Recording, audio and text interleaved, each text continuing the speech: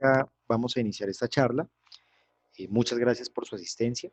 Eh, este taller va a versar sobre la oratoria, sobre un tema que muchas veces en debate no es tan profundizado, precisamente porque en debate existe la idea de que lo único que valen son los argumentos, y quiero partir en esta charla de aclararles algo. Y es que si bien es cierto, en debate lo que más pesan son los argumentos y el que decimos, el cómo se dicen las cosas también es muy relevante. Y no porque muchas veces en los formatos los jueces tengan una rúbrica que indique que deben calificar la oratoria. En la mayoría de torneos de debate lo único que se tiene en cuenta son los argumentos. Sin embargo, ustedes se van a dar cuenta que la gran mayoría de campeones de debate del mundo, de Colombia, etcétera, son personas que hablan muy bien en público y que tienen un acertado manejo de su cuerpo, de sus gestos, de sus expresiones faciales, y eso ocurre porque, aunque no haya una rúbrica que diga que se debe evaluar oratoria, inconscientemente nosotros solemos ser mucho más persuadidos por aquellas personas que tienen un excelente dominio de toda esa parte que no tiene que ver con el lenguaje verbal, con el qué se dice, sino con el cómo se dice, ¿vale? Entonces, este taller va a ser muy breve, les vamos a dar algunos tips de oratoria que les estoy seguro les van a servir sobre todo para su vida profesional. Seguramente en esta época de pandemia, de torneos virtuales, el tema de la oratoria puede que, digamos, hayan ciertos elementos de los cuales podamos prescindir, pero lo cierto es que esto les va a servir para su vida en general. Yo les puedo hablar de mi experiencia personal, ahorita voy a hablar de ello un poco, pero lo cierto es que gran parte de los logros profesionales y académicos que yo he obtenido ha sido gracias a mi capacidad de hablar en público, y puedo decirles que si nosotros aprendemos a dominar este arte, vamos a lograr muchas cosas. ¿Listo? Sí pedirles que presten atención y que cualquier comentario, cualquier duda, por favor me la hagan saber. Yo no sé acá manejar muy bien esto, vamos a ver para el tema de las dudas. Mariana o alguien que me indique cómo podemos hacer para que las personas participen si necesitan participar. No sé si hay un chat o... Mira, tienes un chat en la parte de abajo, en el banner, Sí. y ahí tú le puedes oprimir el chat y es lo que la gente te está escribiendo en el chat. Ah, perfecto. O Listo, ya. también está la opción de levantar la mano, entonces entras a participantes Ok, y ahí en participantes ves las personas que levantan la mano y puedes, muchas gracias. como eres administrador, como si ya hablaron, Listo. bajarlas. Eso. Bueno, vamos a hacer algo. Todo el que tenga dudas durante el desarrollo de este taller, por favor, las escribe al chat o me indica en el chat que tiene alguna pregunta y yo le doy pues la posibilidad de hacerla. ¿Listo? La idea es que esto sea súper interactivo. Va a ser un taller muy breve, pero también yo creo que muy sustancioso para todos ustedes. ¿Listo? Entonces, un segundo. Listo. Bueno, mi nombre es Juan Lozano. Yo soy campeón nacional de debate del 2016 y bicampeón internacional del 2014 y del 2016 en Viña del Mar, Chile. He hecho también otras cosas en debate, he ganado también otros torneos. El año pasado gané el torneo de debate, internacional de debate de la Universidad del Pacífico en Perú, y en general he participado en muchos eventos. Pero hay algo que yo siempre le digo a las personas que escuchan mis talleres, y es que yo he perdido más de lo que he ganado. Y siempre lo digo porque hay algo que ocurre mucho en debate y en general en las competencias, y es que muchas personas que no les va tan bien en la competencia suelen retirarse del debate y suelen creer que esto no es para ellas. Pues yo a todas esas personas que estén conectadas a este taller quiero decirles que no se desanimen, que incluso si a uno le va mal en un torneo, en dos, en tres, en 10, en los que sea, los torneos son sobre todo espacios de aprendizaje, de capacitación, de adquirir nuevas herramientas, de aprender de otras personas. No se desanimen si pierden un torneo, si pierden un debate, porque a partir de las derrotas es que se construyen las victorias. Cuando yo inicié en debate, era una persona sumamente nerviosa, era una persona que muchas veces no tenía la capacidad de sostener un discurso en público, y gracias al entrenamiento, gracias a precisamente los espacios de debate que me abrieron en múltiples lugares en Colombia y en el mundo, pues fui adquiriendo la capacidad que hoy en día pues me precio de tener. Entonces, lo primero es eso, no se desanimen y siempre recuerden que es un proceso ante todo de aprendizaje. ¿Listo? Entonces, bueno, actualmente trabajo como asesor de despacho del alcalde de Fusagasugá, hago parte de la Asociación Nacional de Debate, y pues la idea es esto, seguir contribuyendo con la formación de cientos de personas que ven en el debate competitivo una herramienta para aprender. Entonces, dicho esto, vamos a entrar en materia. Y lo primero de lo cual yo quiero hablarles es del lenguaje del cuerpo. El lenguaje del cuerpo es fundamental y muchas veces suele ser despreciado, de nuevo lo repito, en los torneos de oratoria, de debate, porque se tiende a creer que lo único que es tenido en cuenta son los argumentos. Eso es un error porque las, los jueces, quienes están en las competencias, son seres humanos.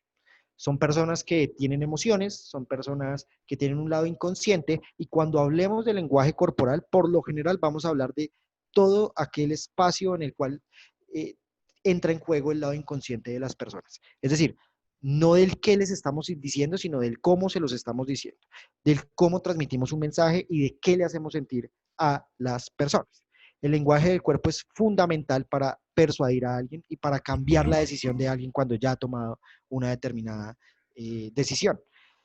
Es muy importante aprender a manejar nuestro cuerpo, tanto el manejo de las manos, del espacio, de nuestro rostro, de los tonos, del volumen y sobre todo también de esos elementos del lenguaje no verbal, de lo que nosotros vamos a llamar más adelante paralingüística, que permiten determinar qué es lo que la persona está intentando decirme. ¿Listo? Entonces, vamos a iniciar con hablando de la proxemia. La proxemia se refiere básicamente al manejo que nosotros le damos al espacio y es fundamental. Y iniciamos hablando, digamos, de la proxemia, porque hace parte precisamente de esos elementos de la oratoria que muchas veces solemos no tener en cuenta cuando pasamos a dar una exposición, etcétera.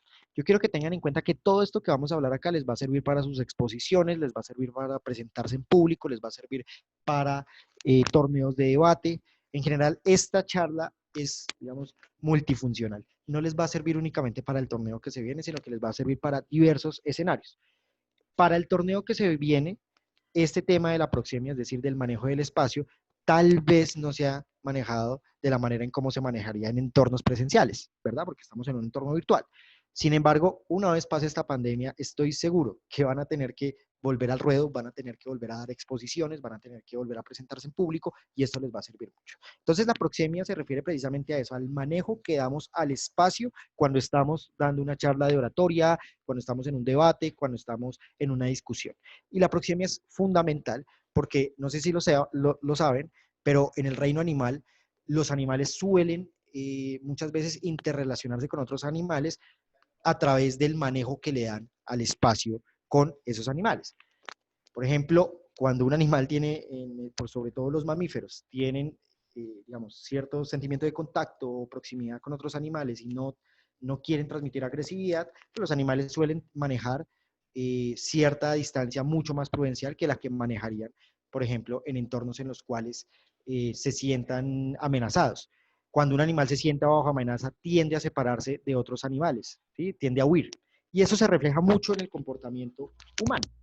Aquí vemos en este gráfico lo que se puede llamar como espacios de interrelación interpersonal. ¿Sí? Son espacios que nos indican más o menos a qué distancia nosotros nos podemos interrelacionar con otras personas y cómo se siente esa interrelación a partir del distanciamiento que tomamos con las mismas.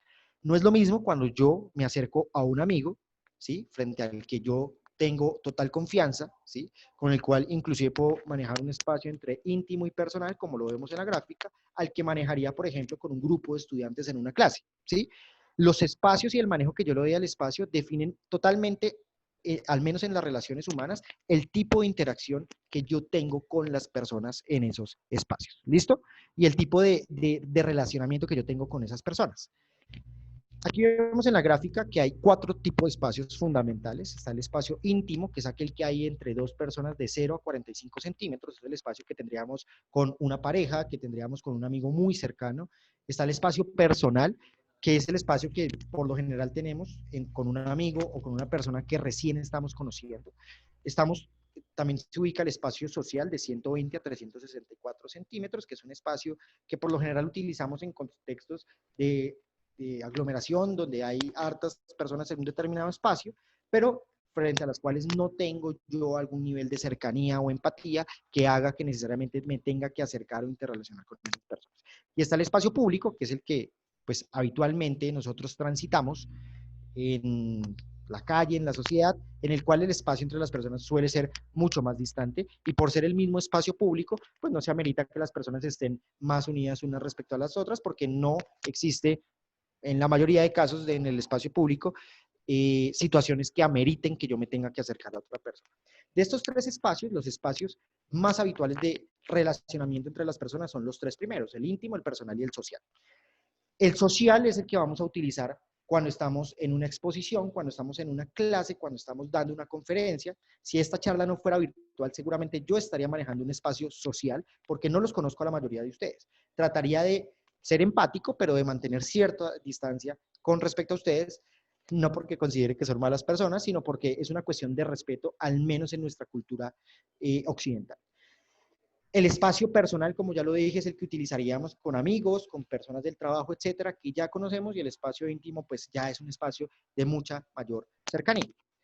¿Qué se recomienda a la hora del manejo del espacio cuando ustedes estén en una exposición, cuando estén en un debate? Miren, lo más importante en el manejo del espacio es transmitir seguridad. ¿Y cómo transmitimos seguridad? En primer lugar, tratar siempre de dominar los espacios que tenemos a nuestra disposición. ¿Qué implica ese dominio? El dominio implica que ocurre mucho en los salones de clase, pongo un ejemplo, que están las sillas y al frente tenemos el tablero. Siempre hay un espacio rectangular en el que el orador o el profesor se puede mover. De lo que se trata entonces es de manejar ese espacio y de dominarlo en términos de no quedarnos anclados en un punto fijo. Siempre intentar caminar en ese espacio, de tal manera que nuestra conversación sea mucho más fluida y segura. Yo no sé si han visto que hay personas que cuando se ponen muy nerviosas en público se quedan hablando en la esquina del salón o se quedan hablando frente al tablero, parados sin hacer nada, o sea, sin moverse. La idea es que eso no nos ocurra a nosotros cuando estemos hablando en público. La recomendación, chicos, es siempre utilicen el espacio que tienen a disposición. Si es un salón de clases, traten de moverse en el espacio de tal manera que ocupen con su movimiento el espacio. Lo que se recomienda es caminar muy lentamente. Camina en ese espacio rectangular que hay en los salones, que está frente al tablero y frente a las sillas de los estudiantes. Se recomienda que el orador camine de una forma muy pausada de un lado al otro, que no se vea, digamos, que no sea muy rápido, porque si no se vería un zigzagueo, digamos, de nerviosismo, pero sí de lo que se trata es de buscar que de forma lenta, de forma progresiva, los pasos que nosotros demos en el espacio permitan que el auditorio sienta que estamos seguros de lo que estamos diciendo. Todo lo que uno hace en oratoria, y también ese es otro consejo, es un juego teatral. Se trata de transmitir a veces cosas que uno no necesariamente está sintiendo. Yo en este momento, o al menos si estuviera en un entorno presencial, sentiría muchos nervios, incluso en este momento tengo nervios de lo que estoy haciendo, pero de lo que se trata es de no transmitir ese nerviosismo, de que las personas vean que lo que yo estoy haciendo refleja seguridad, porque es inconsciente y yo tiendo, y las personas suelen creerle más a quienes transmiten seguridad que a quienes no lo hacen, porque se entiende que alguien es experto cuando es capaz de transmitir lo que siente, lo que piensa, sin necesariamente ponerse nervioso. Entonces, gran parte, ya te doy la palabra, Sebastián, gran parte de esto es un juego eminentemente teatral, eminentemente, digamos, de persuadir al auditorio de tal manera que nuestro movimiento refleje seguridad. ¿Cómo lo logramos? Con un movimiento pausado en el escenario que permita que haya una interacción mucho más fluida con las personas del auditorio. De hecho, este movimiento no se recomienda solamente en exposiciones o en charlas de cursos, cuando ustedes, no sé, sean profesores o cuando estén en una exposición, sino que incluso en debate competitivo ustedes se van a dar cuenta que los mejores oradores suelen ser aquellos que utilizan el espacio que tienen a su disposición. ¿Listo? No quiero continuar sin antes darle la pregunta a Sebastián. Hola Juan. Hola, Sebastián. Bueno, tengo una pregunta frente al tema de lo que es el espacio como tal, de cómo es el movimiento del espacio, y te cuento rápidamente. El año pasado, en la categoría de discursos, en el torneo de Cali, llegué hasta la semi, antecitos de la semi, y en la sala se encontraban pues muchos oradores, en los cuales la gran mayoría de los discursos eran completamente movidos. Por ejemplo, un discurso muy bueno, el de Cristian Mora, era el que Cristian se movió directamente en todo el escenario y aún así tuvo una incidencia muy buena, a diferencia del mío, que básicamente me quedé pues dando pasos eh, cerca al escenario, pero sin moverme tanto. Y eso yo siento que fue un punto pues que no funcionó demasiado. ¿Qué procede ahí ante como por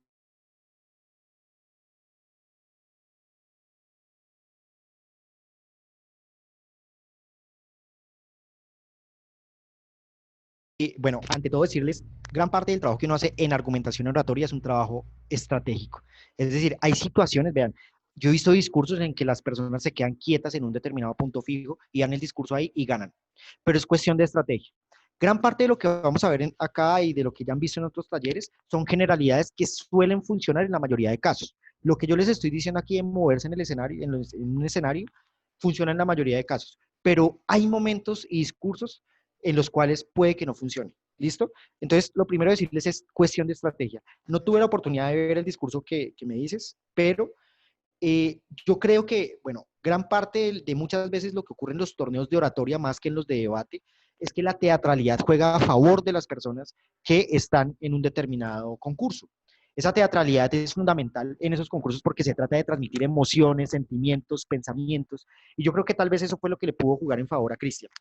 Entonces, muy importante que, por ejemplo, cuando estemos en un torneo de oratoria, quizá más que en un torneo de debate, intentemos movernos de una forma que sea teatral, que permita que las personas sientan lo que nosotros estamos diciendo de una manera, digamos, sensitiva, de una manera sentimental, por decirlo así. ¿Listo?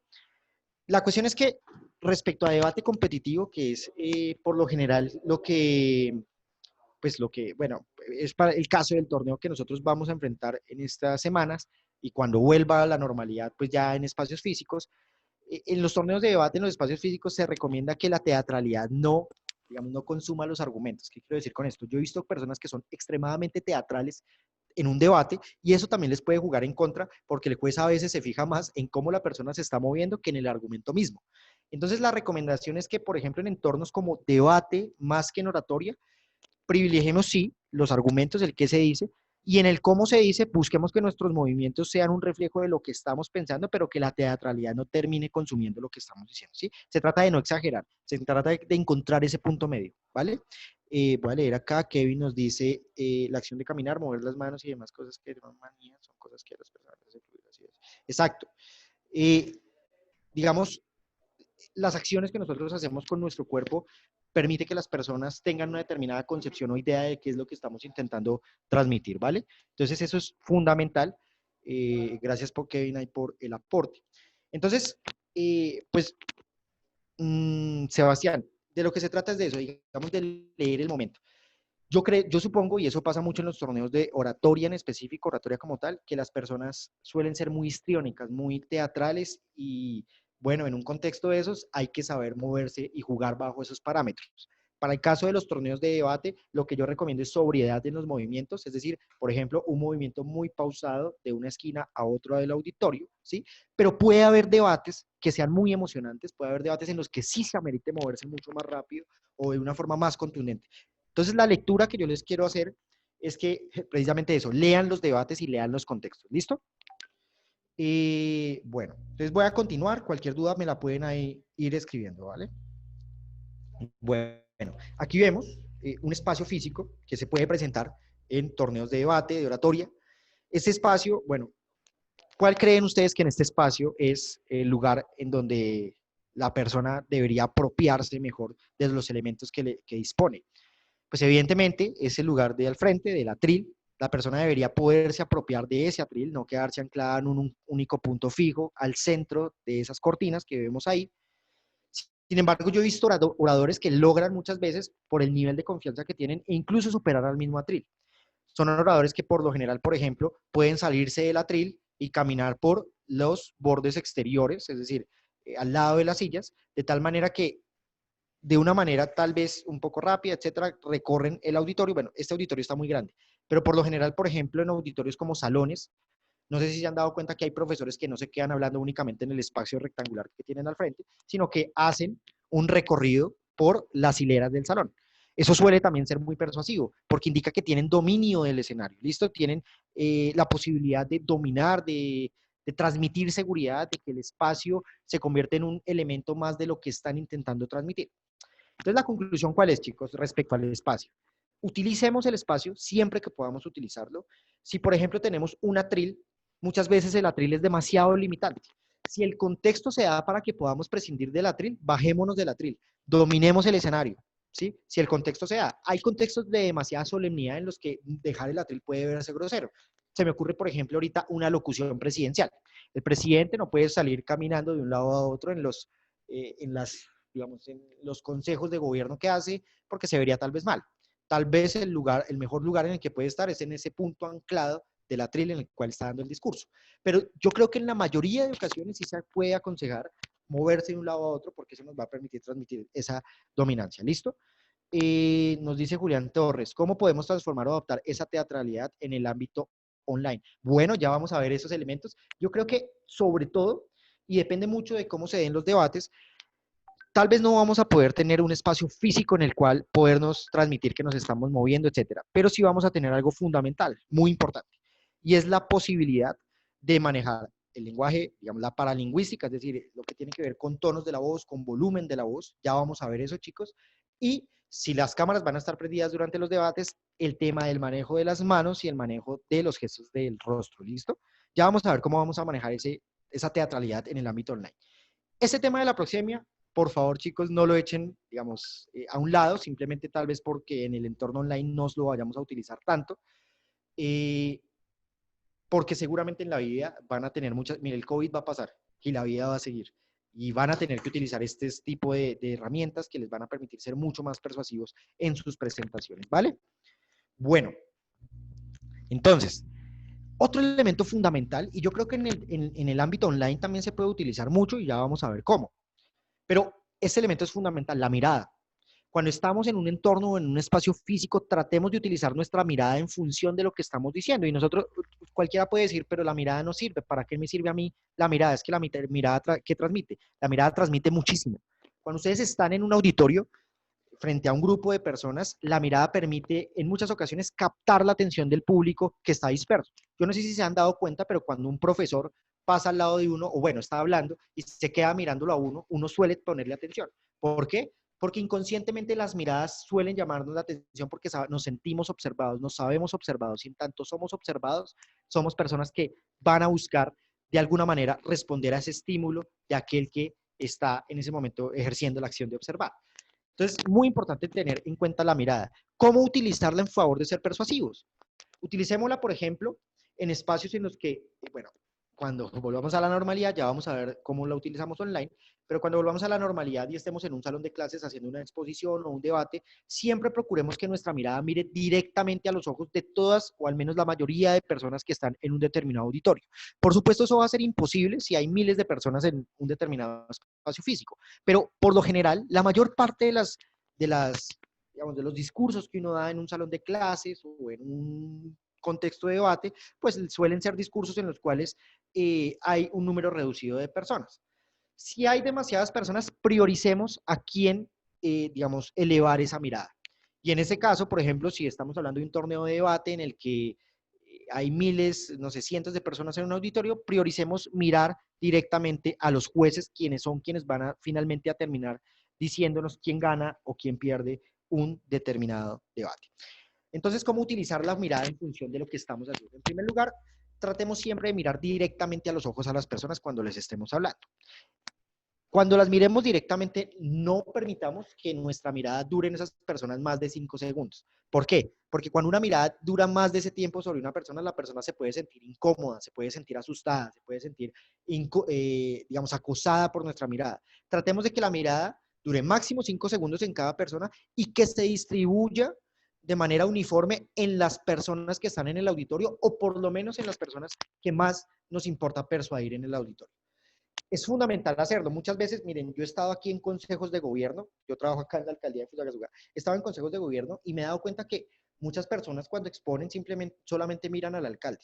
Y es cierto, el alcalde es la persona más importante de la alcaldía, pero lo cierto es que muchas veces uno también tiene que persuadir a otras personas sobre las ideas que uno está presentando.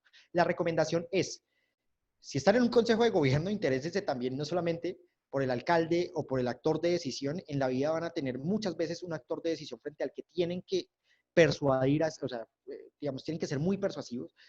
Lo que yo recomiendo es no solamente se queden mirando a esa persona, sino que distribuyan esa mirada, en mi caso con los secretarios de gobierno, en su caso con las personas que asisten a los debates, de tal manera que todos se sientan incluidos en el discurso. ¿Listo? Lo que les digo, la mirada no más de 5 segundos sobre cada persona y buscar que se distribuya de forma uniforme. Hay un problema, y ya voy ahorita a leer aquí los comentarios, denme un segundo, pero hay un problema que suele ocurrir mucho y es que las personas, bueno, ya dije uno de los problemas, que es que se suelen centrar únicamente en el actor de más poder dentro de un determinado escenario de debate, de discusión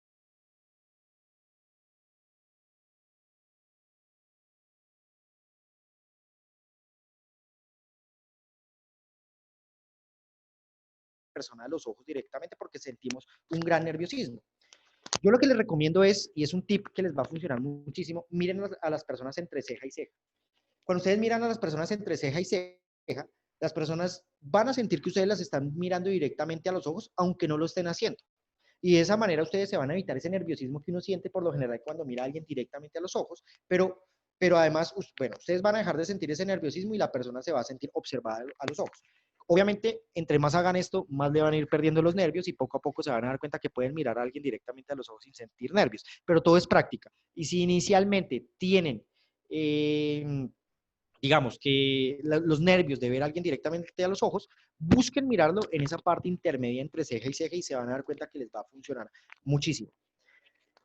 Otros consejos respecto a la mirada cuando estemos en un auditorio: no se queden mirando al cielo, no se queden mirando al piso de forma prolongada, eso denota nerviosismo, a un punto fijo en la pared. Yo he visto mucha gente que habla mirando por allá como si hubiera un fantasma al fondo del auditorio, como si allá alguien estuviera. No hagamos eso. La mirada es para las personas. Uno se debe al público al cual le está hablando. Procuren que la mirada busque repartirse entre las personas. Ahora, de nuevo vuelvo al punto, eso es estrategia.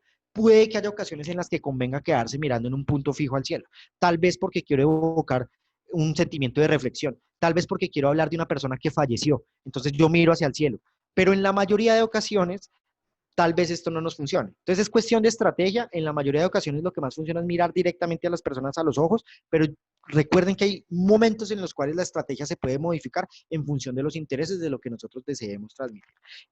Voy a leer de una vez acá los comentarios. Entonces, un momentico. Bueno, aquí nos dice Nicolás: yo suelo mirar a otros lados de forma inconsciente por momentos rápidos. ¿Esto puede ser un problema muy grande? No, no puede serlo desde que no pase durante toda una charla. Es decir, o desde que la mayor parte del tiempo la mirada no se emplee mirando hacia los lados. Pues uno, o sea, no somos robots, uno puede en determinado momento mirar hacia el piso, mirar hacia el cielo, pero lo importante es no quedarse mirando hacia esos lugares y que la mirada no sea demasiado prolongada. Por supuesto, por momentos uno voltea a mirar a otro lugar, pero lo ideal es que la mayor parte del tiempo nuestra mirada se centre en las personas. ¿Listo? Laura Quiñones nos dice: ver al juez mucho, siento que demuestra como el afán de ganar. Laura, tenemos el afán de ganar cuando hacemos debate. Esto no funciona como ese dicho vulgar que dice: el que muestra el hambre no come. No, el juez sabe a qué vamos. Por lo general, en debate competitivo, el juez sabe que queremos ganar. No importa transmitir esa idea de que, pues sí, de que estamos desesperados por ganar o eso, porque es básicamente una competencia es para eso, para ir a ganar y para convencer a un juez. Ahora, yo creo que entiendo tu pregunta por el lado de que puede verse poco natural la mirada. ¿Qué recomiendo yo? Miren, muchas cosas que nosotros hacemos en oratoria cuando estamos iniciando pueden verse muy poco naturales, pueden verse mal porque se pueden ver exageradas. Yo creo que ese es tu punto, que se puede ver exagerado lo que estamos haciendo, pero lo cierto es que poco a poco nosotros podemos ir adquiriendo naturalidad en nuestros movimientos. ¿Listo? Cuando nosotros hacemos mucho más una determinada acción, cuando nosotros volvemos habitual, por ejemplo, ver a las personas a los ojos o mover nuestros brazos o nuestro rostro, vamos a lograr que poco a poco ese movimiento no sea racional y se vuelva inconsciente. Y en tanto se vuelve inconsciente, vean, se van a dar cuenta, poco a poco se va a ir viendo mucho más natural y de tal forma que no se va a ver exagerado. O sea, de alguna manera yo me he dado cuenta que en los entrenamientos que nosotros hemos hecho ya durante 10 años, las personas suelen ser, o al menos, no sé, suelen adaptarse mucho a los entornos de, digamos, de presión, en los cuales tienen que dar un discurso, en los cuales tienen que decir algo, y suelen adaptarse muy bien a medida que entrenan, porque si bien es cierto, en un principio puede verse exagerado lo que hacen, poco a poco, inconscientemente van haciéndolo de forma más natural y se pierde esa sensación de exageración que se puede sentir en un inicio. ¿Listo? No pierdan el miedo a ver al juez. Y recuerden, sí, se trata de demostrar que tenemos afán de ganar. Eso no tiene nada de malo en debate competitivo. Nos dice Kevin: el infierno está en la mirada de los otros. Muy buena frase. Julio Maecha nos dice: dejar de mirar a los jueces mientras caminas por el espacio es perjudicial. No, desde que durante nuestro discurso frecuentemente los incluyamos con nuestra mirada, ¿listo? Porque recordemos otra cosa, el juez es el sujeto más importante en un debate porque lo tenemos que convencer, pero si por ejemplo hay un público atrás del juez, pues también conviene que nuestra mirada se reparta hacia ese público, ¿listo? Se trata de saber hacer una economía de la mirada y nos vamos a dar cuenta que frente a muchas cosas se trata de eso, de saber ser estratégicos con lo que hacemos. En todo caso, chicos, no se trata digamos, de mirar exageradamente a los jueces, se trata de que nuestra mirada sea persuasiva y si estamos en un entorno con un público amplio, pues tratemos de que nuestra mirada también esté dirigida a ese público sin descuidar a los jueces. Eso sí, en debate competitivo no descuidemos a los jueces. Ya voy a continuar, digamos, leyendo estas preguntas o estos comentarios, pero lo cierto es que, bueno, en la web, ¿cómo podemos hacer nosotros para precisamente hacer que nuestra mirada sea persuasiva? Lo que yo recomiendo es que, bueno, es cierto que, digamos, cuando estamos conectados frente a un aparato, frente a el contexto de un taller, de una charla de oratoria o de debate, pues no podemos mirar directamente a las personas a los ojos, ni siquiera somos conscientes de quién nos está observando. Ustedes, muchos de acá ya estarán dormidos, otros estarán escuchando música y ni siquiera estarán prestando atención a esto, otros sí lo estarán. La cuestión es la siguiente, chicos. Tratemos siempre de que cuando estemos en entornos virtuales y, por ejemplo, nos den la oportunidad de prender la cámara, por ejemplo, en un debate, tratemos de que nuestra mirada se vea natural. Tratemos de que con nuestros ojos no se refleje que estamos leyendo algo, ¿sí? Muchas veces uno pierde persuasión cuando los argumentos los tiene escritos en un Word y se nota que está leyendo. Tratemos de no depender de esas ayudas visuales para transmitir una idea, ¿vale? De tal manera que nuestro lenguaje o nuestra mirada se vea sumamente natural y no se vea dependiente de lo que estamos diciendo de algo que nos están o que tenemos escrito, ¿listo? Esa naturalidad, como les digo, se logra practicando. Busquemos que no, digamos, que no se vea artificial lo que estamos haciendo, pero puede que en un principio sí se vea así y no va a haber ningún problema inicialmente. ¿Listo? Ahora, yo les quiero preguntar algo. ¿Ustedes cómo hablan cuando se conectan en un Meet familiar o en un Meet, no sé, con amigos, etcétera? La mirada suele ser muy natural, ¿cierto? En entornos virtuales. Eso es algo, otro consejo muy importante general de la oratoria. Siempre háblenle a las personas sintiendo que le están hablando a un amigo. ¿Por qué? Cuando nosotros hablamos en público solemos sentirnos amenazados muchas veces, como que las miradas de los demás nos dan nervios, como que estamos muy pendientes del que dirán. Si hay fulanito de tal está bostezando, riéndose, nosotros tendemos a sentirnos nerviosos. Pero yo les aseguro que si ustedes están con un amigo hablándole y su amigo se ríe, bosteza o de pronto los mira mucho, ustedes no se van a sentir nerviosos. A lo sumo seguramente les va a dar risa lo que está haciendo su amigo. Eso tiene que ocurrir con el público, ¿listo? Tratemos de que el público no nos intimide, tratemos de que el público inconscientemente se vuelva nuestro amigo. ¿Y esto cómo se logra? Con práctica. Siempre que tengan la oportunidad de participar en clase, de pasar a una exposición, de participar en un torneo de debate, oratoria, láncense al ruedo, que el cerebro inconscientemente poco a poco va a ir naturalizando esas situaciones de exposición al público y ustedes van a lograr de una manera mucho más fuerte adquirir esa seguridad, ¿listo? Para sentir que el público es un amigo más. Entonces, en entornos virtuales, la mirada pueden utilizarla como la mirada que harían en cualquier reunión normal con un amigo, ¿listo? Ahora, obviamente la mirada se potencializa mucho más en un entorno presencial, pero tranquilos que ahorita vamos a ver en entornos virtuales que sigue siendo aplicable y que sigue siendo altamente vigente en términos de oratoria. ¿Listo? De todas maneras, tengan en cuenta eso porque lo que les digo, se va a acabar la pandemia en algún momento y esto les va a servir muchísimo. Voy a leer los comentarios y continúo con la charla, ¿vale? Entonces, a ver, ¿dónde iba yo? Ya, Nicolás Romero, si miramos feo a un oponente, ¿sería un problema en el debate frente al resultado? Por lo general, no. Y yo pues, de una vez les voy a dar estrategias que yo he hecho muchas veces.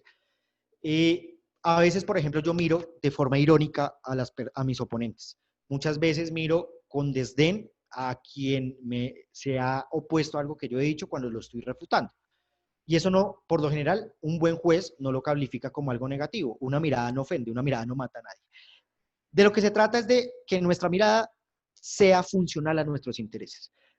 Yo no les voy a negar algo que he hecho y yo les pido que tratemos de que esa práctica digamos, no la utilicemos tanto en debate. Se las voy a contar más para que ustedes se defiendan de eso y cuando les pase, no dejen que eso los afecte demasiado. Pero muchas veces, yo me acuerdo que en debate, antes debate competitivo era mucho más agresivo en términos como de la oratoria, de la agresividad con la que la gente hablaba, no de lo que decía, sino cómo se expresaba. Yo recuerdo mucho que a mí me lo hicieron y yo también en algún momento lo hice, que era, por ejemplo, ver a una persona muy nerviosa hablando y quedarse mirándola fijamente uno sentado, tal vez con cierta mirada de desdén, etcétera. Eso muchas veces desestabilizaba mucho más a las personas y hacía que muchos buenos discursos terminaran cayéndose precisamente por los nervios que uno influía en las, digamos, uno generaba en otra persona. Yo lo que les pido es, ustedes no hagan eso es una mala práctica que ya superamos, yo creo que ya se está superando en el circuito, pero no confíen en que otros no se lo van a hacer. Cuando otros se los hagan, ustedes ya saben que eso es una estrategia, que no es que ustedes estén diciendo las cosas mal, que puede que ustedes estén diciendo maravillas y cosas muy bien dichas, pero no esperen que el rival les haga una buena mirada respecto a lo que están diciendo. Cuando ustedes, por ejemplo, estén en política, se van a dar cuenta, si alguno de ustedes alguna vez hace política, que puede que ustedes estén diciendo maravillas, cosas súper bien dichas en un estrado público. Y aún así siempre va a haber alguien riéndose, siempre va a haber alguien haciendo mala cara, siempre va a haber alguien haciendo cara como de que lo que ustedes están diciendo es tonto, y eso es normal, sobre todo con quienes se oponen a uno. Pero saber que eso puede ocurrir garantiza que uno no se ponga nervioso cuando le pasa. ¿Listo? Entonces, no necesariamente el mirar feo les va a quitar puntos frente a un juez, puede que incluso se los sume, pero ojo, los jueces no son solamente seres racionales, puede que si ustedes se ven demasiado agresivos contra un oponente, el juez sienta esa agresividad como que a ustedes les faltó fuerza en los argumentos y puede que les disminuya puntaje en, digamos, en lo que están haciendo. También tengan en cuenta que en debate competitivo, así como hay buenos jueces, también hay malos jueces. Y los malos jueces suelen fijarse en ese tipo de cosas para restar puntos. Y ustedes tienen que ganar frente a un buen y un mal juez. Ganar es ganar y se tiene que lograr tanto con los buenos como con los malos. Obviamente con los malos jueces es más difícil ganar muchas veces porque son malos jueces, no juzgan lo que deberían juzgar. Pero si nosotros con nuestra mirada transmitimos, al menos no somos tan agresivos, pues tenemos mucho más chance de ganar, sobre todo frente a esas personas que juzgan los debates más por oratoria que por qué se ha dicho. ¿Listo?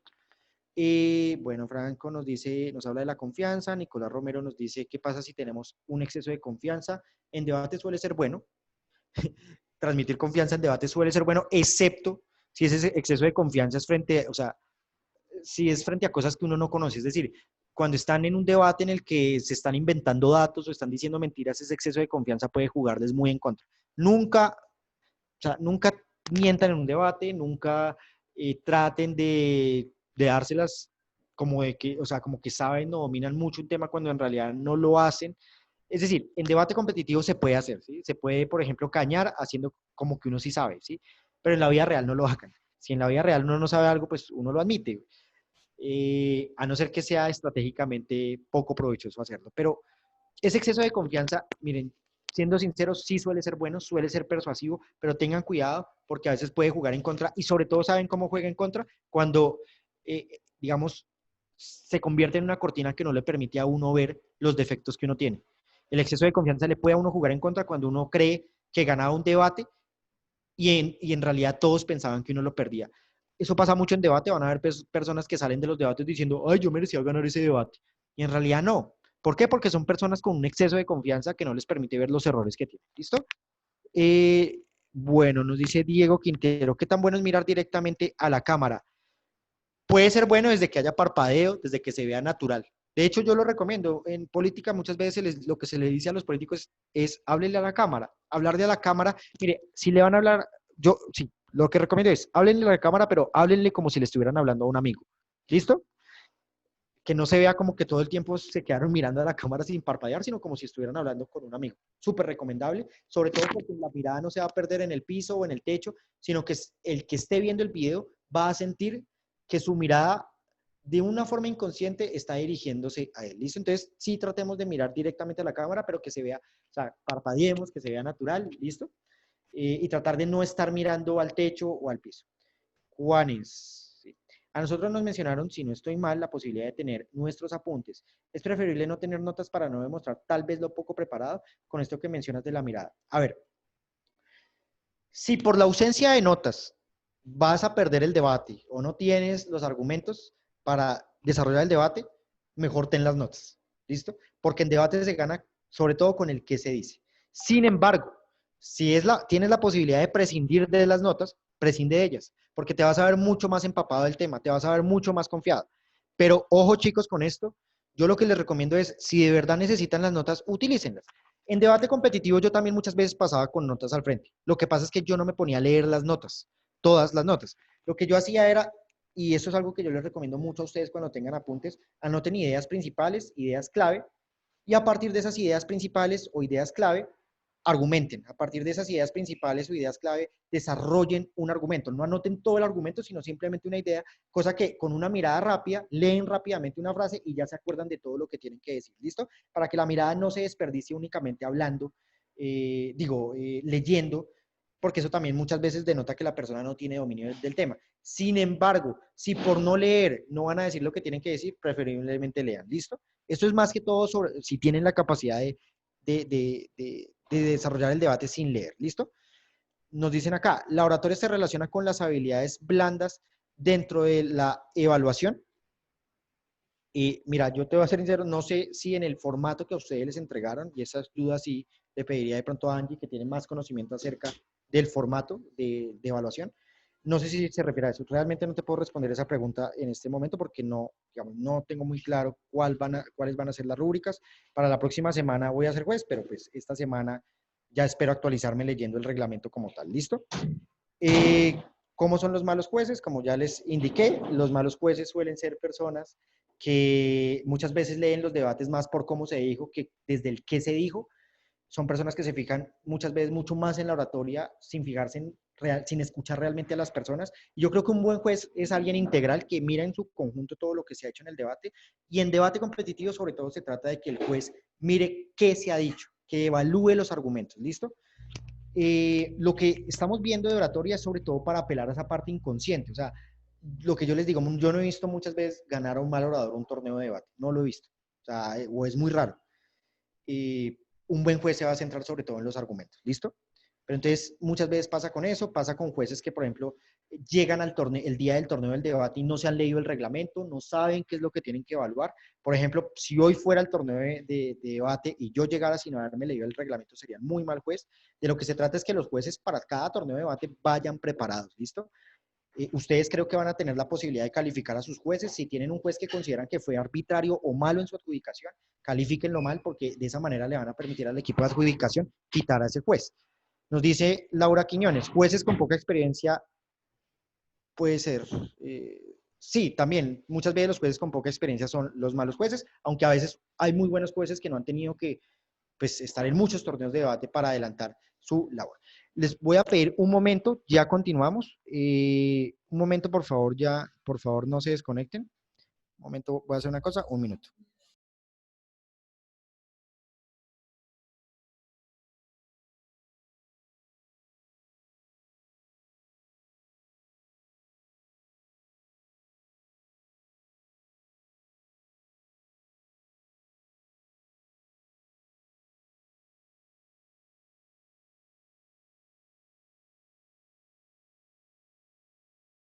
Bueno, chicos, ya. Bueno, vamos a seguir leyendo los comentarios. Nos dice Franco Piscoya, creo que la oratoria no es solo decir bien el mensaje, es más bien transmitir el mensaje. Normalmente se logra eso con carisma o identificarse con el público. Es cierto, hay una parte de retórica que es fundamental. Eso supongo que ya lo vieron o lo verán más adelante en otro taller. Y si no hay más talleres en esta tanda de talleres, les recomendamos mucho la jornada de talleres que en la Asociación Nacional de Debate tenemos, dentro de los que se incluye el taller de retórica, que es un taller acerca de cómo persuadir con el contenido que estamos manejando en términos de cómo se dicen ciertas palabras, qué palabras utilizar en términos de figuras retóricas importantes. Pero yo sí les voy a decir algo, es decir, el cómo se dice sí es fundamental. O sea, yo no le creería a alguien a quien le tiembla la voz hablándome de no sé, física nuclear o hablándome de por qué se debería legalizar, digamos, las drogas en el país, porque me transmitiría, pues, digamos, muy poca credibilidad. Yo solamente en un ámbito de debate competitivo le creería a esa persona porque en el ámbito del debate competitivo yo tengo que ceñirme a qué es lo que me está diciendo la persona, ¿sí? Pero en la vida real es mucho más grande que el debate competitivo y en la vida real una persona nerviosa, pues yo suelo tener mis dudas. O sea, es decir, puede ser muy buena profesional, pero miren, hablar bien nunca está de más y de verdad les va a servir mucho, ¿listo? Ahora, para el tema de debate, yo sé que estoy haciendo mucho y es que de hecho los buenos jueces se fijan en qué es lo que se dice, ¿listo? Pero, chicos, Recordemos que los jueces son seres humanos, lo repito, y tienen una parte emocional, una parte inconsciente a la que vamos a apelar por medio de nuestra oratoria. Eso no es algo que ellos lo vayan a calificar en una rúbrica, pero si no sabemos transmitir el mensaje, seguramente no nos va a ir tan bien. Incluso hay muy buenos jueces que pueden caer en esa idea de que el que habló mejor, pues es el que gana el debate, no porque sean malos jueces. Muchas veces hay debates tan empatados, tan empatados, tan emparejados, que las personas tienden a creer que quien lo ganó fue el que mejor habló. Ni siquiera lo hacen de forma consciente, sino porque sienten que hubo un elemento adicional que le dio la victoria a esa persona. ¿Listo? Lo que aquí estamos hablando es de elementos inconscientes que configuran muchas veces la manera en cómo nos perciben los demás. Bueno, hay hartos comentarios, chicos, y falta bastante, pero bueno, voy a continuar leyéndolos y ya continuamos. ¿Cómo uno sabe que también está preparado el juez? Eso es el azar, Michelle. Es el azar. O sea, por más experimentado debatiente que tú seas, muchas veces uno da con jueces que uno no conoce, ¿sí? Todo depende, miren, todo depende del equipo de adjudicación, de que les pongan muy buenos jueces en las salas, ¿listo? Todo depende también de un trabajo de ustedes mismos, porque ustedes son los que tienen que calificar a los jueces, ¿listo? Si ustedes consideran que un juez hizo un mal feedback, que hizo una mala retroalimentación, lo que tienen que hacer es calificarlo mal para que el equipo de adjudicación retire a ese juez o lo baje a una posición inferior a la de la judicatura principal. ¿Listo? Ahora, digamos, cuando uno ha durado cierto tiempo en debate, uno sabe quiénes son buenos jueces o malos jueces. Por ejemplo, no sé, yo sé que Andrés Astoque es muy buen juez, yo sé que Angélica Luna es muy buena juez, yo sé que Mariana Sarria es muy buena juez porque los conozco de hace rato, pero, y ya sé cuál es su trabajo. Pero por lo general, digamos, uno también sabe quiénes son malos jueces, de eso sí no voy a dar nombres, o si es una persona nueva, pues difícil identificar. ¿Cómo identificarlo luego de que se ha hecho el trabajo de feedback? Pues porque ustedes se dan cuenta que el juez no ha identificado los argumentos del debate, muchas veces los malos jueces no se fijan en qué se dijo, o no hacen los relacionamientos adecuados respecto a qué se dijo, o le dan la victoria a un equipo solamente porque habló bonito, pero no porque dijo lo que tenía que decir. ¿Sí? Son como tipsitos para identificar malas adjudicaturas. Por lo general, el tip general y principal es ustedes mismos sean jueces del debate e identifiquen si ustedes ganaban o no. Sean súper autocríticos. Yo creo que uno mismo se puede dar cuenta si el juez tiene o no tiene la razón incluso antes de que le da uno el feedback. Hay debates de los que yo he salido diciendo yo merecía el cuarto lugar. Y efectivamente me viene, si hay un buen juez, me da el cuarto lugar. Hay veces que incluso uno debería calificar mal a los jueces que lo ponen a uno en primer lugar cuando uno sabe que uno debería haber sido el último lugar. Entonces seamos honestos también a la hora de calificar a los jueces. ¿Listo? Vamos a continuar acá. Nicolás nos dice, si uno ve que durante el debate el juez no está preparado, ¿qué debemos hacer? Ante todo, respetar al juez. Así esté mal preparado, el juez es una persona a la que debemos respetar y cuyo juicio debemos respetar. De hecho, durante el debate es muy poco probable que nos demos cuenta que el juez es mal juez, porque no hay elementos para juzgarlo en ese momento. Él solamente está observando el debate. Yo solamente creería que es mal juez si se duerme en el debate, si comienza a hablar por celular, etc. Y en esas ocasiones que ocurra eso, yo estoy seguro que los compañeros del panel de ese juez le van a llamar la atención al mismo juez. Pero uno identifica que el juez es malo cuando nos ha dado una retroalimentación errada o que de verdad es desfasada, que es totalmente adversa a lo que nosotros creíamos que iba a pasar en el debate. En ese caso, el trabajo no es lo que uno hace durante el debate, sino lo que hace después del debate en las hojitas. Supongo que en el torneo a ustedes se les van a pasar algunas ballots, se llama eso, para calificar al juez. Ahí lo califican. Y con esa calificación el equipo de adjudicación mira si mueve al juez o no. Tengan en cuenta también que es posible que un juez que ustedes calificaron mal igual siga siendo principal en la siguiente ronda, porque las demás personas tal vez lo calificaron bien. O porque ocurre en muchos torneos, no hay más jueces. Ese es otro problema de nuestro circuito, las personas quieren debatir mucho y juzgar poco. Entonces muchas veces, por más que el equipo de adjudicación quiera ponerles buenos jueces, a veces no hay disponibles porque los que podrían ser buenos jueces, preciso están debatiendo. Entonces, también quitarles un poco la idea de que es que el equipo de adjudicación tiene la culpa de todo. No, eso muchas veces no es así.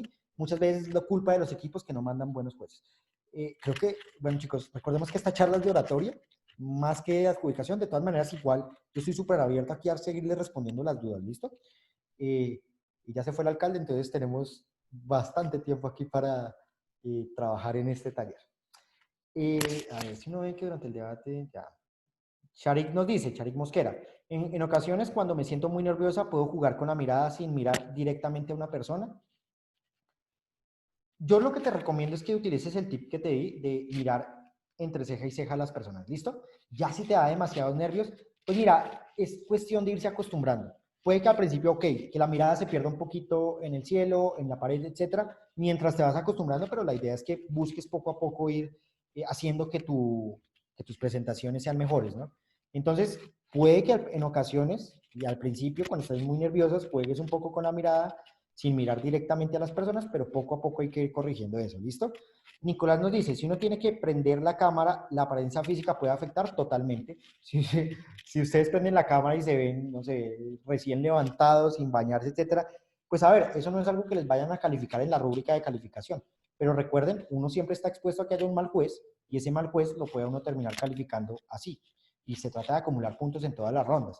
Ahora, lo que les digo, siempre hay un componente, incluso ante los buenos jueces, un componente inconsciente que hace que las personas pues suelan darle quizá más prioridad ¿a qué? Pues a los jueces, a lo que se está haciendo.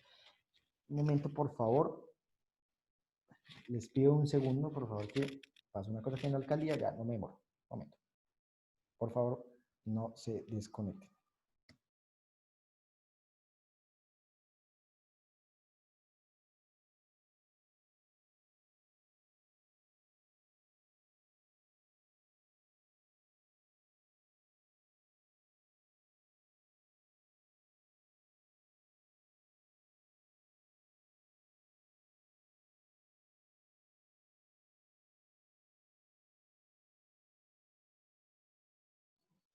Bueno, ya, incendio apagado en la alcaldía, vamos a continuar. Bueno, entonces voy a seguir respondiendo dudas, ¿listo? Nos dice Nicolás Romero, entonces la apariencia física puede afectar, pues lo que te digo, frente a un mal juez sí, frente a uno bueno, en teoría no, pero las personas somos pues, seres irracionales muchas veces, tenemos una parte inconsciente y eso podría llegar a afectar. Tampoco se trata de que salgan en corbata, ¿sí? O sea, eso no, ya no se usa. Cuando yo entré a debate la gente usaba corbata en las finales y eso. No, ya no, ya ahora uno se puede ir hasta en pantaloneta. Pero de lo que se trata es de que pues al menos nos veamos bien, ¿sí? Y nos dice Franco Piscoya, hay muchos aspectos dentro de la transmisión de un mensaje con la oratoria, confianza, conocimiento y determinados métodos para transmitir mejor el mensaje, como el uso de gestos, miradas, etcétera. Sí, tienes razón. F, no hagan eso, soy juez, no sé a qué te referías, Roberto, pero ojalá no lo hagan.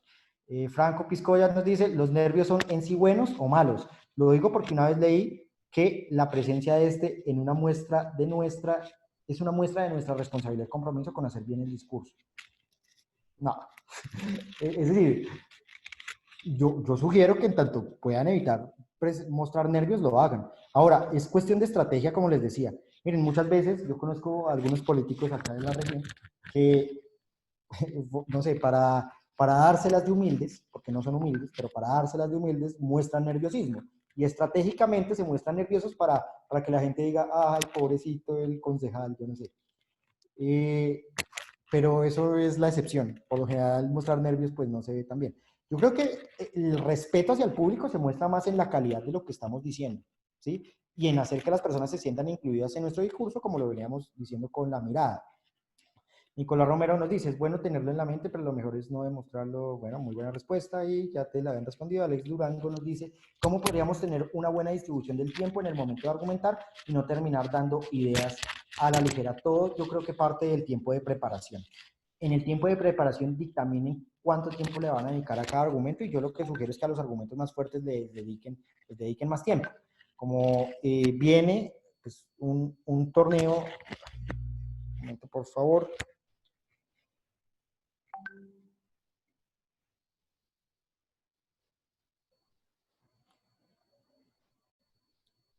Bueno,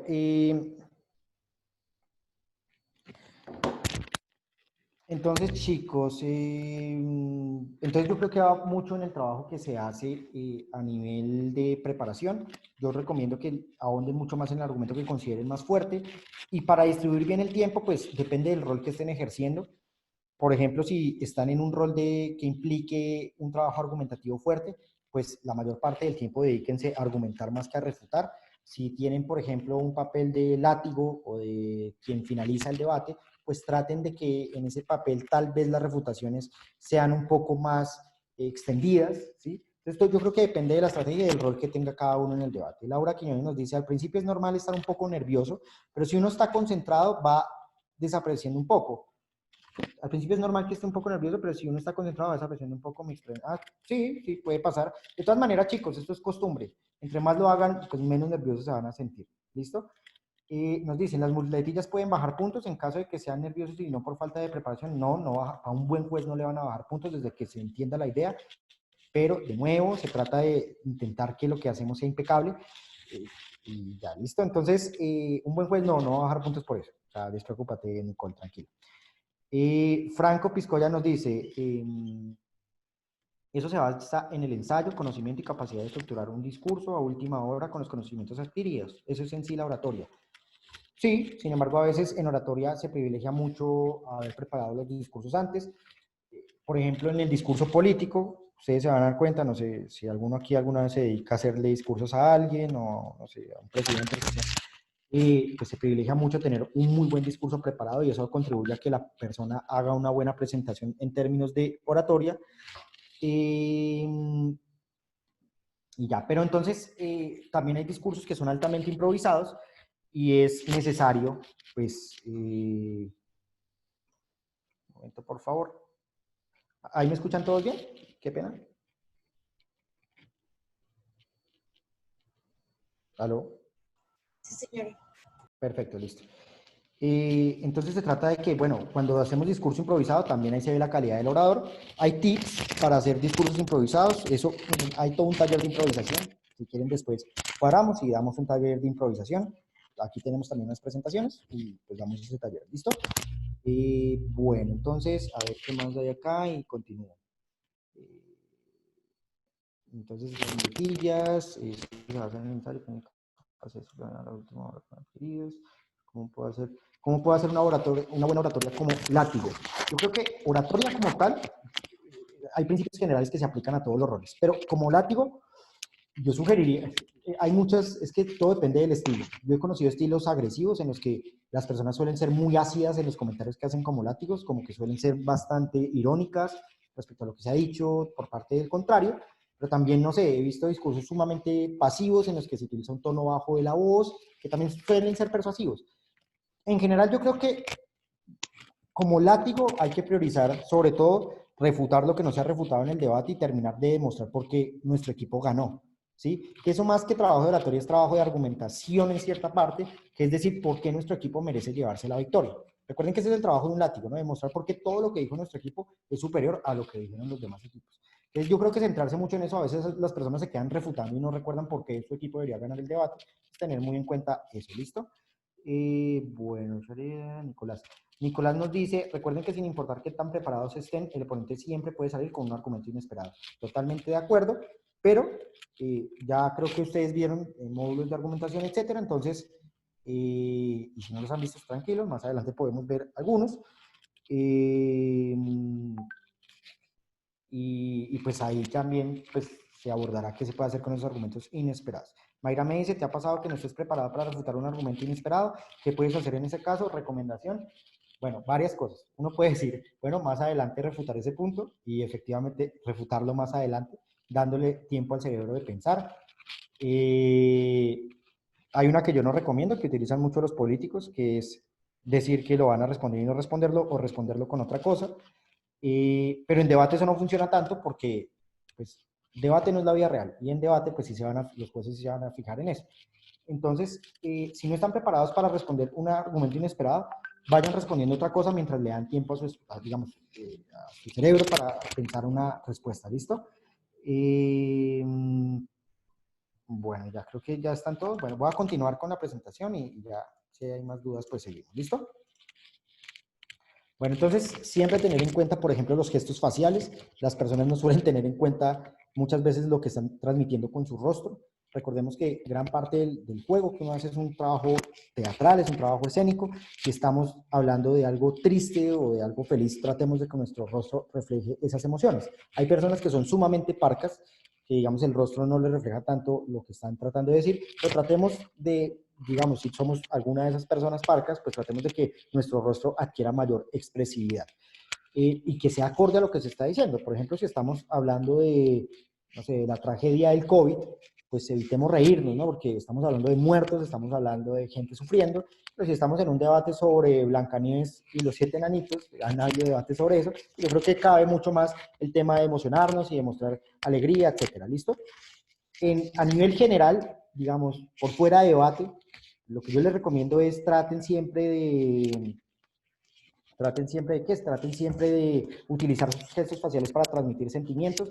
Yo creo que a ustedes les ha pasado que muchas veces su mamá no los tiene que regañar para saber que está enojada. ¿Por qué? Porque el rostro transmite muchas cosas que sin palabras se pueden dar a entender o a comunicar. ¿Listo? Entonces el rostro es sumamente importante cuando estamos hablando de oratoria. Los gestos manuales. Los gestos manuales también son fundamentales. Eso sí los pueden, bueno, y aquí viene también lo que se puede hacer en cámara, en entornos virtuales. Las manos las podemos mover en entornos virtuales y que se vea el movimiento de las manos. Y son sumamente importantes y muchas veces las personas no las tienen en cuenta tampoco a la hora de transmitir lo que están diciendo. Todo nuestro cuerpo transmite en una presentación oral. ¿Listo? En oratoria todo nuestro cuerpo transmite. Entonces, de lo que se trata es de utilizar nuestro cuerpo en función de lo que queremos precisamente transmitir. Hay una clasificación que es la siguiente y tiene que ver con los tipos de gestos que nosotros podemos hacer con las manos. Están los emblemas, que por lo general son movimientos del cuerpo socialmente construidos. Digo socialmente construidos porque no son cosas que uno nazca sabiendo qué significan. Por ejemplo, la que tenemos en la esquina superior izquierda de la pantalla, que significa que todo está bien. Uno no nace sabiendo que eso significa que todo está bien, uno lo aprende en sociedad. Pero si ustedes le hacen eso a alguien, pues seguramente esa persona va a entender que ustedes están bien con la persona, que algo quedó bien hecho, ¿cierto?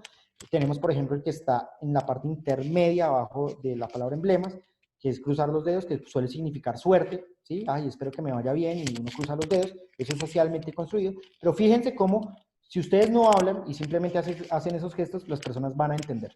Entonces, los gestos de las manos permiten transmitir mucho. En debate competitivo, ¿cómo utilizar esos gestos? Pues precisamente, cuando hablemos de que algo es correcto, podemos hacer el gesto de la esquina superior izquierda.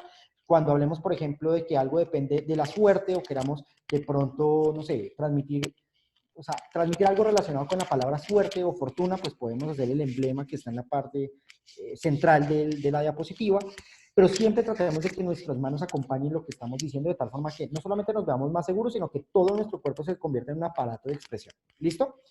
Entonces tenemos los emblemas, tenemos los ilustradores, que pueden ser socialmente construidos o ser naturales. Eso sí, pues, por ejemplo, les voy a dar un ejemplo. Un ilustrador básicamente es algo que me permite a mí graficar lo que estoy diciendo. Entonces, si estoy hablando del mundo, yo puedo hacer con mis manos la forma de un globo, de un círculo, de una circunferencia.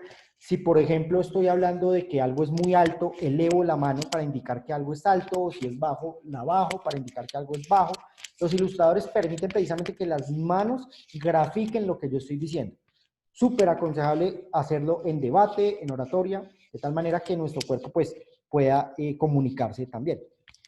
Y los reguladores son todos aquellos componentes del lenguaje no verbal y sobre todo, muchas veces, sobre todo de las manos, que nos permiten establecer ciertos tipos de relación en una determinada conversación o interacción con otra persona. Entonces, por ejemplo, si alguien está hablando y yo alzo el puño de esa manera como está ahí, el puño cerrado, no sé si se han dado cuenta en los salones de clases, eso suele indicar que queremos que haya silencio en el auditorio.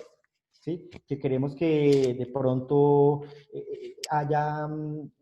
deje de haber ruido, ¿sí? Eso es un regulador. Cuando, por ejemplo, el movimiento de la esquina inferior izquierda, la palma abierta de la mano, suele indicar, por ejemplo, que queremos que algo se detenga, ¿sí?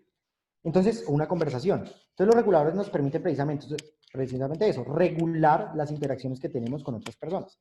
Estos reguladores son fundamentales cuando estamos hablando en público y cuando estemos en un torneo de debate, y en estos entornos virtuales, si tenemos la cámara prendida, van a ser fundamentales. ¿Listo? Que se vea el movimiento de las manos, de tal manera que se sepa con las manos ciertas partes de nuestro discurso, que incluso si la persona no tuvo la oportunidad de escucharlas, solamente con haber visto el video sepa al menos de qué se está hablando o un poco más de lo que se está hablando. Nuestras manos transmiten información y pues son importantes en ese sentido. ¿Listo? Ahora, bueno, voy a leer el chat y ya continúo un momento, por favor. Entonces, a ver dónde nos habíamos quedado. Sí, me pareció una declamación. Exacto, es muy parecido a una declamación. Y bueno, veo que no hay más preguntas, entonces voy a continuar. ¿Listo? La postura corporal también es súper importante.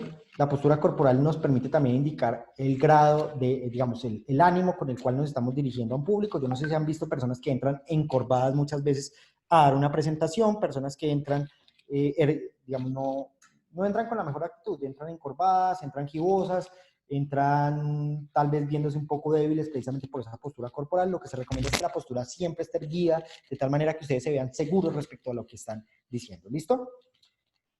Un momento, por favor. Ahora, hablemos del sistema auditivo y de cómo esto también se puede manejar en entornos virtuales. El sistema auditivo es fundamental y hay tres variables que hay que tener en cuenta cuando estemos hablando al público, sobre todo en cómo se escucha lo que estamos diciendo en términos sonoros. ¿Listo? El primer lugar es el volumen. Yo no sé, o sea, cuando ustedes leen un texto, yo estoy seguro que todos lo han hecho, alguna vez han resaltado una idea importante, ¿cierto? Han cogido un marcador, un resaltador y resaltan la idea que consideran es importante en el texto para que una vez vuelvan a leerlo, no tengan que leer otra vez todo el párrafo, sino que se acuerden de qué ideas son centrales ahí. Pues el volumen cumple la misma función, ya no en los textos escritos, sino en los discursos y en la parte de oratoria. Muy importante entonces tener en cuenta el volumen para acentuar o disminuir acento a lo que queremos transmitir. Podemos identificar básicamente, digamos, tres categorías de volumen: un volumen alto, un volumen medio y un volumen bajo.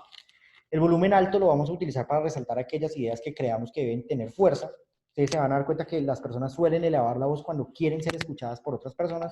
Cuando su mamá, por ejemplo, los regaña a ustedes, pues seguramente eleva la voz porque quiere hacer hincapié en que está llamándoles la atención, ¿cierto? Y el volumen bajo también lo vamos a utilizar para llamar la atención, pero sobre todo de una forma reflexiva o cuando queramos transmitir un discurso de tristeza. Hay una anécdota que yo siempre cuento en esta parte del taller, y es que yo tenía un profesor en la universidad, esto fue el semestre pasado, que él iniciaba clases, o sea, si todo el mundo estuviera hablando, él empezaba a hablar solo y con un tono muy bajo. Y eso hacía que nosotros nos viéramos obligados a callarnos para poderlo escuchar. Cualquiera diría el tono bajo no sirve, pues a él le servía mucho porque nos obligaba a escucharlo, a tener que callarnos para escucharlo y a prestar de atención porque bajaba demasiado el volumen de la voz y solamente con un perpetuo silencio en el salón podíamos escucharlo. ¿Cuál es la recomendación? En primer lugar, que identifiquen cuál es su tono medio. ¿Cómo vamos a identificar eso? En las conversaciones cotidianas que tenemos con nuestros amigos, nosotros utilizamos la mayor parte del tiempo el tono medio de la voz. ¿Listo? Ese es el principal tono que nosotros utilizamos. Y a partir de ese tono identifiquemos en qué momentos estamos alzando la voz, estamos alzando el volumen, y en qué momento estamos, pues, perdón, y siento una aclaración. Tal vez me confundí con tono, todo lo que estamos hablando es de volumen, ¿sí? Ahorita sigue otra de tono. Si nosotros identificamos el volumen medio de la voz, vamos a poder posteriormente identificar cómo poder hacer un volumen alto y cómo poder hacer un volumen bajo para resaltar las ideas que tenemos. Tener muy en cuenta que no todo el tiempo podemos estar hablando en un volumen alto, en un debate o en un discurso, ni todo el tiempo podemos estar hablando en un tono medio. Ambos tonos son para acentuar ideas, ¿listo? Si lo hacemos todo el tiempo, pues se pierde el carácter de acentuación que tienen. Un resaltador no sirve si ustedes cogen toda la hoja y resaltan toda la hoja de verde, solamente sirve si lo utilizan en determinadas partes específicas. Entonces, tratemos de utilizar el volumen alto y el volumen bajo en los momentos en los que queramos transmitir ideas específicas. Yo les pido un momento, ya regreso. Un momento, por favor.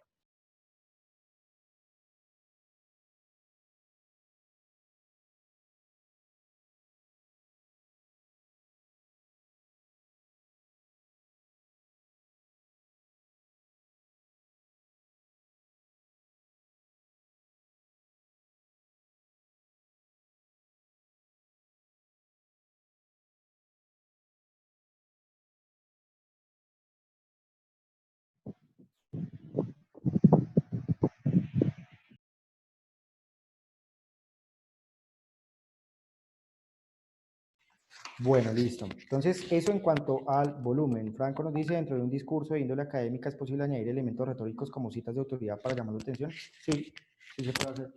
De hecho, muchas veces lo que se hace exponiendo tesis, uno no tiene el tiempo de exponer todo lo que escribió en la tesis. Muchas veces uno emplea figuras retóricas para ejemplificar cosas que se dijeron en la tesis. A ver, pero no se trata de que todo el discurso esté lleno de figuras retóricas, ¿sí?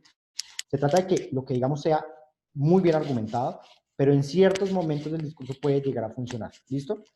Todo es cuestión de estrategia. Nicolás dice, a mí me parece muy rebuscado citar frases de personas, pero esto es algo bueno a la hora de hablar.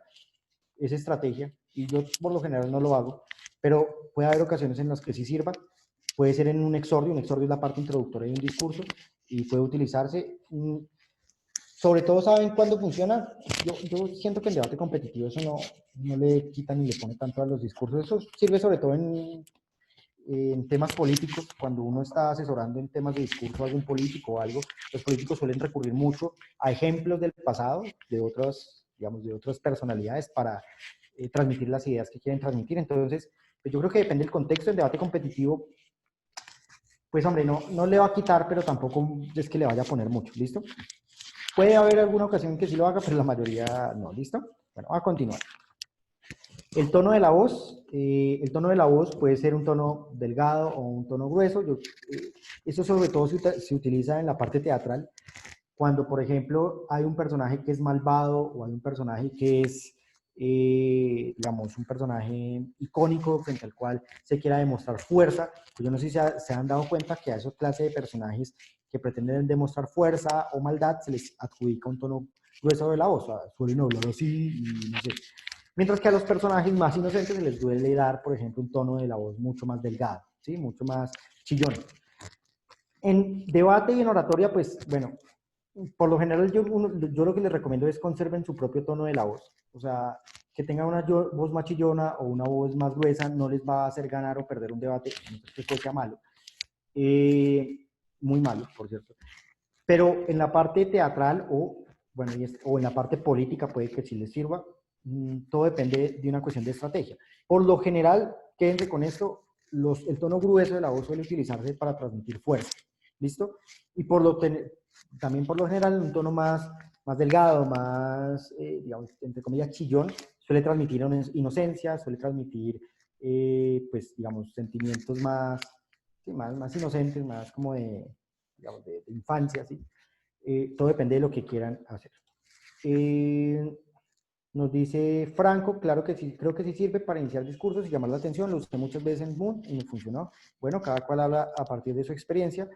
En debate competitivo, Parlamento Británico y World Schools, pues puede servir. Yo no digo que no, puede servir, pero los argumentos son lo que más importa. Bueno, el ritmo es la velocidad con la cual hablamos. Nosotros por lo general hablamos con un ritmo normal cuando estamos con nuestros amigos, ¿sí? Con un ritmo, una velocidad pausada, pero tampoco tan lenta, ¿sí? No muy rápida, no muy lenta. ¿Qué se sugiere? El ritmo también es otra forma de resaltar lo que estamos diciendo. Cuando nosotros hablamos muy rápido, y esto ténganlo en cuenta cuando estén hablando con un político o con una persona que ustedes crean que les está mintiendo, las personas suelen hablar rápido aquellas cosas frente a las que no quieren que se centre tanto la atención. Pasa mucho con los políticos que cuando tienen que hablar de algo pero no quieren ahondar en ese tema, hablan más rápido de ese tema para pasar rápido de ese tema. El debate competitivo se puede utilizar cuando tengan que explicar una idea, pero el tiempo no les dé para explicarla de una forma pausada o de una forma con un tono normal, sino que tienen que rápidamente salir de esa idea. Se puede utilizar estratégicamente para eso. Yo lo que sugiero es que traten siempre de armar un discurso que puedan darlo en un ritmo, en una velocidad normal. Pero si tienen que estratégicamente pasar rápido en un discurso, pues háganlo, ¿listo? Ahora, la velocidad lenta también es otra forma de resaltar en un discurso partes del discurso.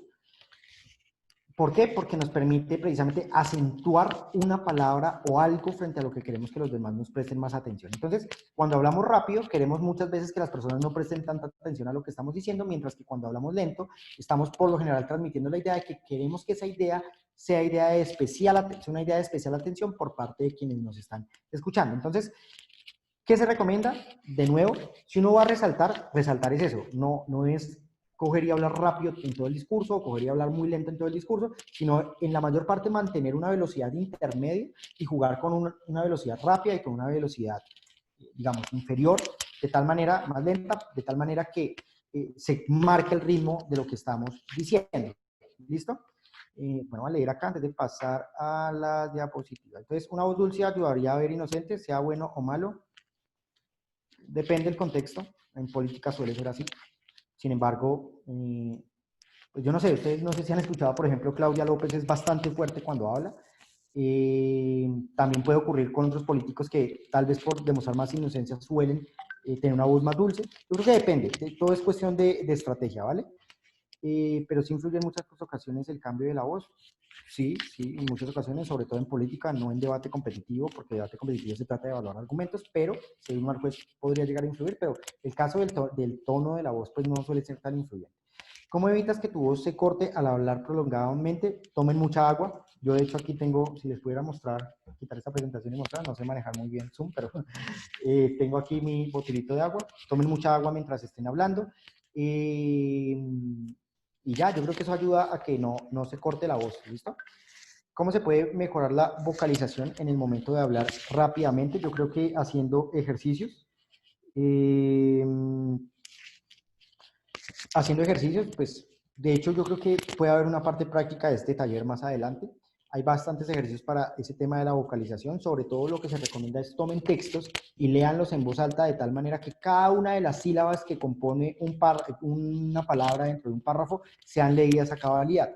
Muchas veces la vocalización es un trabajo de practicar hablando rápido y aún en medio de hablando rápido pronunciar cada una de las sílabas de la palabra. Entonces, tomen un texto, grábense leyendo el texto y cuando vean el video, fíjense que estén pronunciando cada una de las sílabas de una palabra, de las palabras de un párrafo. Si no lo están haciendo, repitan el ejercicio hasta que hablando rápido logren pronunciar cada una de las sílabas de forma correcta. ¿Listo? El juez estará prestando atención sin importar la velocidad de la voz. Sí, pero recordemos, los jueces no son máquinas. Puede que si hablan demasiado rápido, uno, el juez no los entienda, o dos, no alcance a escribir todo lo que tiene que escribir en la hoja. Entonces, por lo general se recomienda que utilicen la velocidad intermedia para hablar, ¿listo? Yo veo que hay oradores que piensan que por hablar mucho y muy rápido pues van a ganar y no, o sea, uno puede hablar con un tono intermedio, botar información clave, botar argumentos muy bien estructurados sin tener necesariamente que hacer el amague de que hago rápido y con eso soy súper persuasivo, no. De hecho, muchas personas persuasivas son las que más lento hablan porque con pocas palabras dicen mucho. La economía del lenguaje es súper importante. ¿Cómo identificar en qué tono debo hablar para empatizar con el público? Depende del auditorio en el que estés, porque también se trata de un ejercicio de proyección de la voz. Si estás en un auditorio lleno de personas, seguramente el tono medio va a ser el que sería el tono alto en un salón cerrado, ¿sí? ¿Cómo se logra? Practicando.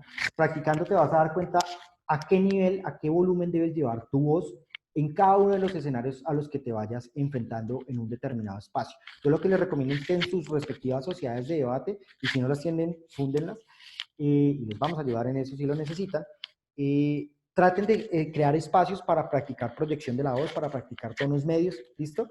Eso sirve muchísimo, y pues no burlarse nunca de los compañeros, sino que son entornos de confianza en los que uno tiene la posibilidad de equivocarse, ¿listo? Bueno, ya para finalizar, chicos, el ejercicio de la oratoria es fundamental. Yo creo que grandes personalidades históricas se han formado alrededor de lograr hablar y transmitir bien una idea en público. Los grandes oradores del mundo han logrado cambiar el mundo. Aquí tenemos el ejemplo de Martin Luther King. Si alguno no lo conoce, puede buscar en YouTube Martin Luther King discursos y se van a dar cuenta que los discursos de Martin Luther King cumplen con todas las características que hemos mencionado acá. Y sobre todo con una muy importante, que si no han visto ese taller, más adelante lo veremos, que es el tema de la retórica. Yo creo que aquí muchos recordamos la frase de yo tengo un sueño, yo tengo un sueño, yo tengo un sueño. Yo tengo un sueño de que algún día seremos libres, yo tengo un sueño, bueno, en fin. Esa repetición de palabras hace que Martin Luther King suene muy persuasivo en sus discursos. Son grandes oradores que han logrado cambiar la historia y por lo cual yo les digo, chicos, muchas veces si queremos lograr incluso un proyecto político o un proyecto empresarial, etcétera, se trata de tener la capacidad de que con nuestra oratoria logremos cambiar a las personas o lo que piensan. La oratoria ideológica tiene una característica y es que muchas veces es una oratoria que no se basa tanto en los argumentos como sí en la persuasión, y este punto es fundamental, chicos. Debate competitivo privilegia la parte argumental, ¿no? La parte racional de las personas. Sin embargo, en la vida real, yo sé que ustedes se van a dar cuenta, la mayoría de personas muchas veces no atienden tanto a criterios de razón como de persuasión, como de sentimientos que les despierta el orador. La oratoria ideológica es la oratoria que han practicado muchos líderes en el mundo y que han sido capaces de convencer a masas para que voten por él o para que los consideren próceres. La usó Getúlio Vargas en Brasil, la usó Jorge Eliezer Gaitán en Colombia, incluso personajes que aquí no mencionaremos, pero que son nefastos en la historia mundial la han utilizado. La oratoria ideológica es importante también, porque muchas veces saber de ella nos permite identificar que una persona no está razonando, sino que está simplemente acudiendo a la persuasión. Pero también nos permite a nosotros entender que gran parte del ejercicio que nosotros podemos hacer para convencer a un público, pues tiene que pasar por hablar bien frente a ese público y ser persuasivo. ¿Qué recomendamos desde la ANDE? Traten siempre de que no nos quedemos meramente en la oratoria de la persuasión por la persuasión, sino que intentemos siempre rellenar de argumentos lo que estamos diciendo. Sin embargo, es cuestión de estrategia y hay momentos en los que principalmente debemos ser persuasivos más que digamos, racionales a la hora de transmitir una idea. Todo depende del contexto, ¿listo? Pero entonces, grandes oradores de la historia como Jorge Eliezer Gaitán, pues, han sido vitales, cruciales para lograr este cometido. Un momento, por favor. También, por ejemplo, tenemos los discursos artísticos. Yo creo que en el cine hay una gran cantidad de discursos artísticos. Este es de una película de Charles Chaplin en el que él asume el papel de dictador. Es un discurso muy bonito, búsquenlo en YouTube. Yo creo que esos discursos artísticos son discursos de los que uno también puede extraer cositas. Miren, tanto Martin Luther King, Jorge Eliezer Gaitán, Charles Chaplin, independiente de que sean discursos creados en un ámbito real de política o en un escenario artístico como lo puede ser una película, les van a servir a ustedes para mejorar su oratoria. Vean, gran parte de lo que uno aprende en oratoria es viendo a otros haciendo las cosas. Si ustedes ven este discurso de Charles Chaplin, seguramente van a encontrar elementos que les van a servir en sus propios discursos. Van a aprender mucho de historia y también se van a contextualizar, pero sobre todo van a aprender cosas o lenguajes del cuerpo que les van a permitir a ustedes aprender muchas cosas. Cuando nosotros somos niños, muchas veces aprendemos por imitación. Pues bueno, en la oratoria muchas de las cosas se aprenden precisamente viendo cómo las hacen otras personas, ¿vale? Entonces, tener muy en cuenta ese tema de los discursos inclusive artísticos. Incluso, mire, discursos que dan incluso, no sé, en Avengers, el Capitán América en la película final, en la última película que salió. Vean esas cositas, porque ese trabajo actoral sirve mucho para aprender cómo se están dando discursos persuasivos y cómo un discurso puede llegar a sonar muy bien. ¿Listo? Los debates históricos, vean, este debate fue muy bueno. Este fue el de Richard Nixon versus Kennedy. Y este debate es histórico por una razón. Fue el primer debate televisado que hubo en la historia de los Estados Unidos. Y quienes escucharon el debate por radio dieron por ganador a Richard Nixon. Pero quienes vieron el debate por televisión dieron por ganador a John F. Kennedy. Finalmente, pues Kennedy, pues más adelante adquiriría la presidencia, y lo que les quiero decir es esto, miren, tal vez en un entorno radial, solamente hablar y ser sumamente racional y utilizar tonos de la voz serviría, pero fíjense cómo un debate como este puede cambiar el curso de los acontecimientos, incluso de una elección. Kennedy termina ganándole este debate a Nixon, también las presidenciales, y lo hace precisamente porque a nivel de medios de comunicación y de cómo se ve ante el público, se ve mucho mejor. Tiene un lenguaje corporal mucho más fluido, se ve mucho más seguro.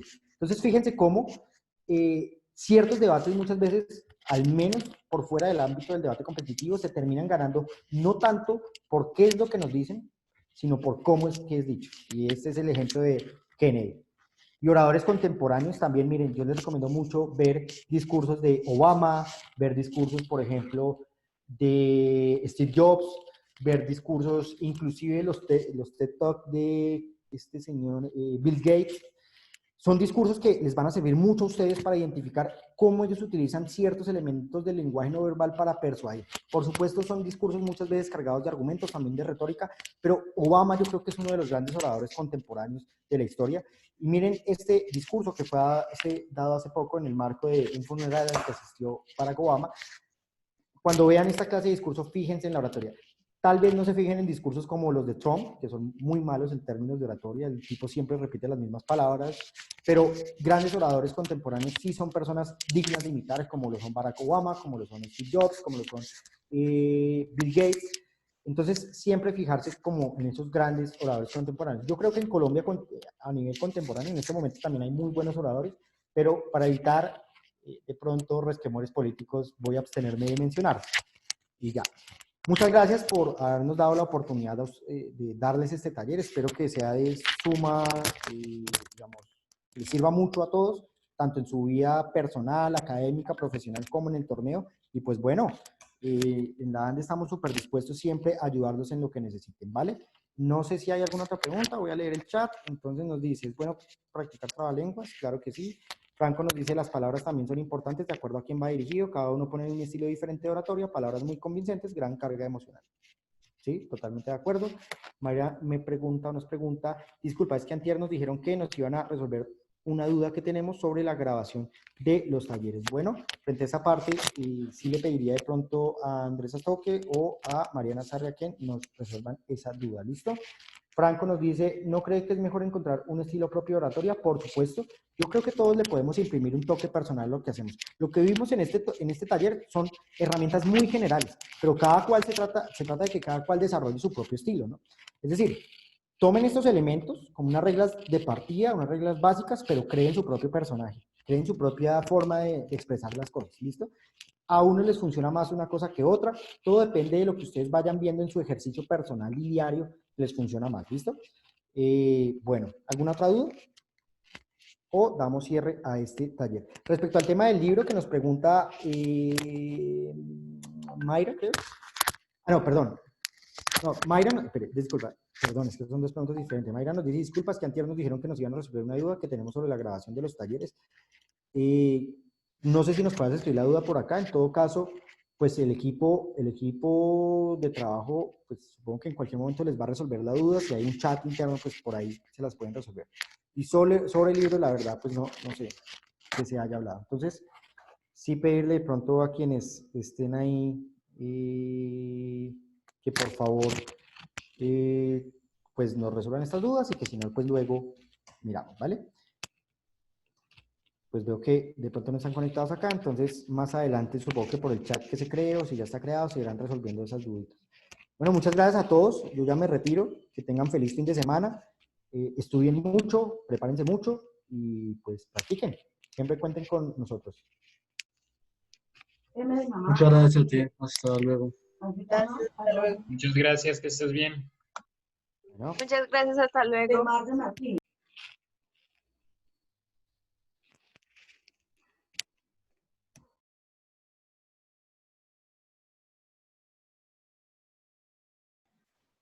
Muchas gracias.